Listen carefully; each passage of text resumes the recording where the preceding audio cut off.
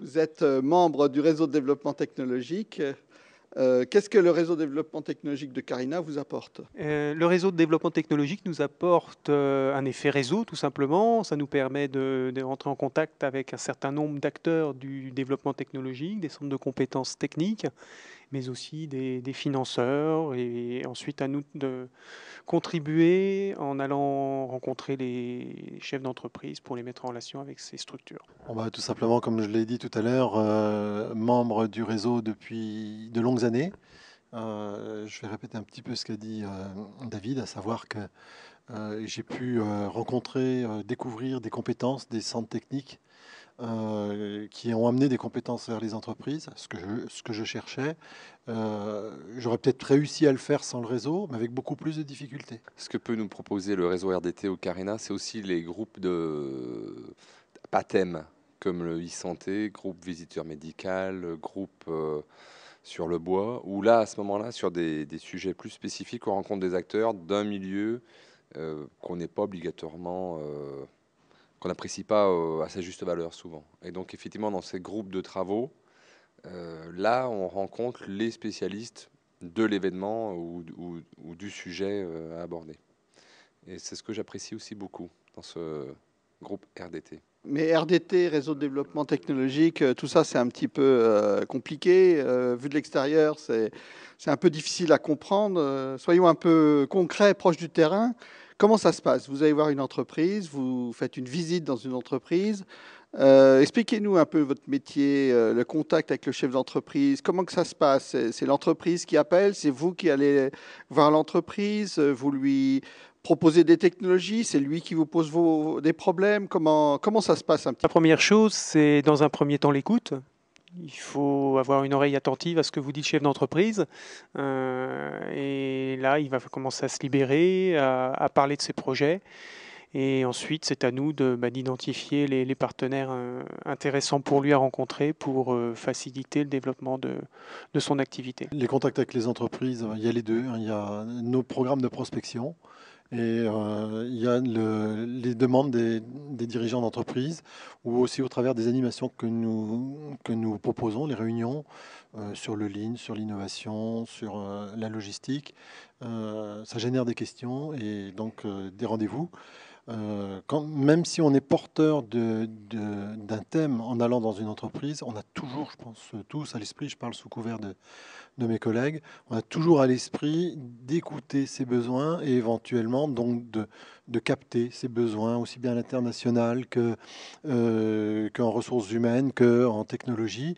Et soit on sait répondre, soit on oriente vers un collègue ou vers quelqu'un du réseau. Soit effectivement le chef d'entreprise est assez mûr et il veut déposer un brevet, il a déjà identifié un certain nombre de choses, il contacte Carina qui dit allez voir le prescripteur le plus proche de chez vous, donc pour la Haute-Marne c'est moi. Et soit le chef d'entreprise, lui, a un projet, mais il n'envisage pas trop la communication avec l'extérieur ou qu'est-ce qu'il va en faire. Par contre, moi, ce qui me plaît dans ce métier, c'est que premièrement, on doit être enthousiaste et croire dans le projet du chef d'entreprise. C'est le premier service qu'on lui rend. S'il nous dit, voilà, bon, ce soir, c'était un cascadeur, un couple de cascadeurs qui avait un projet, et c'est pas parce que c'était des cascadeurs qu'on n'allait pas les prendre au sérieux, les écouter, ils avaient une stratégie à peu près claire commercialement, et lui, je pense, ce qui les a surpris, c'est je l'ai écouté avec autant de sérieux que si c'était un forgeron qui avait 300 personnes et qui développait un système de thermoformage ou je sais pas quoi. Et déjà, c'est la première chose, il se dit, c'est pas idiot ce que je suis en train de proposer. Et ensuite, lui amener les outils, l'aider à remplir les différents dossiers, le faire rencontrer les cabinets qui vont bien, c'est-à-dire que lui dire, bon, bah, écoutez, dans Champagne-Ardenne, il y a 2-3 cabinets, celui qu'on voit le mieux pour vous, c'est celui-ci. Il ne va pas perdre de temps, il va aller voir la société qui va pouvoir l'aider. Et je crois que c'est d'abord croire en leur projet. C'est vrai que si on les reçoit, puis qu'on n'a pas le temps, et que ça ne paraît pas terrible, on n'a pas à apporter d'a priori, puisque c'est l'entreprise, c'est son projet au gars, c'est pas le nôtre, donc on l'écoute et on l'aide. Voilà. La société ADMG a été nominée, n'a pas eu le prix Hubert-Curien. Elle aurait mérité tout autant que les autres. Parle-nous un peu de leur projet. C'était du transfert de technologie dans ce cas-là. ADMG donc a pris connaissance du dispositif PTR dans le cadre d'une manifestation qu'on avait organisée justement avec Carina pour faire connaître les centres de compétences auprès des entreprises locales. Donc, suite à cela, effectivement, on a monté un dossier de PTR de manière à ce que cette entreprise puisse s'orienter vers une diversification d'activités en faisant appel à une structure capable de lui réaliser un dossier de plan de manière à pouvoir réaliser de la machine spéciale, pouvoir répondre à des appels d'offres sur ce secteur-là. Donc effectivement, le résultat a été probant. Sous quelques semaines, il était capable de solliciter le prestataire, d'avoir un dossier complet, un dossier d'études, et de réaliser cette machine qui est maintenant chez le client et qui, je pense, doit fonctionner. Quels sont les avantages de ce dispositif? Vous ne faites pas que proposer la PTR, il y a plein d'autres dispositifs régionaux, de la région, d'Oseo et d'autres, du GIP 52, il y a plein de dispositifs.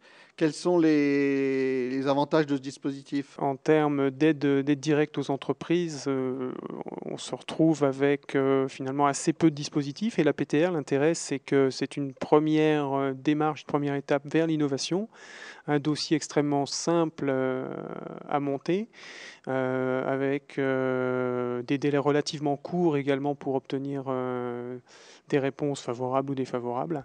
Donc je pense que c'est un des atouts principal de ce dispositif-là. Le dispositif est simple. En 2008, on avait craint qu'il se complexifie et finalement, grâce aux efforts de Karina, on a un dossier très simple à monter. Je ne sais pas si on a battu les records cette année au mois d'octobre, mais en une semaine, on a monté 3 dossiers. PTR, c'est que c'est le premier, donc le premier échelon, généralement, c'est par là qu'on commence. Et surtout, c'est que pour les entreprises, elles n'ont pas d'avance en trésorerie à faire. C'est-à-dire que la subvention est versée directement au prestataire de service et non pas remboursée 6 mois après sur une facture. Voilà, donc c'est quand même intéressant au niveau de cette prestation. Vous êtes tous les trois des chambres consulaires. Le réseau vous apporte un plus en termes de relations entre vous, de travail, de circulation de l'information, de rencontre des acteurs du développement technologique? On se retrouve assez régulièrement dans le cadre de réunions qui sont coordonnées par la Chambre régionale de commerce et d'industrie. Donc pour nous rencontrer, il est vrai que le réseau, le RDT, ne nous apporte pas forcément grand-chose, mais nous apporte déjà tellement d'autres choses. Tout simplement, c'est en complément et c'est vrai que on se rassemble au sein de la CRCI, nous menons des opérations telles Créaforce ou Champagne-Ardenne, amélioration des performances sur le lean et l'amélioration continue. Et ces vecteurs-là servent aussi comme point d'entrée pour vis-à-vis du réseau pour rentrer dans les entreprises. C'est surtout le réseau RDT nous sert surtout en dehors du réseau consulaire. C'est-à-dire pour les gens que je côtoie pas, les gens du CRIT Charleville, c'est un peu loin, je les côtoie lors du réseau RDT. Ça permet surtout de savoir ce que font les autres et où ils en sont. Voilà. Même si on les actionne pas obligatoirement tous les ans, puisqu'il y a quand même une centaine de prestataires du service du réseau RDT, c'est au moins lors des rencontres de se dire, bah voilà, ce qui a évolué, ce qui n'a pas évolué, la prochaine fois que j'ai le même problème en entreprise, est-ce que c'est lui qu'il faut que j'indique ou un autre membre du réseau?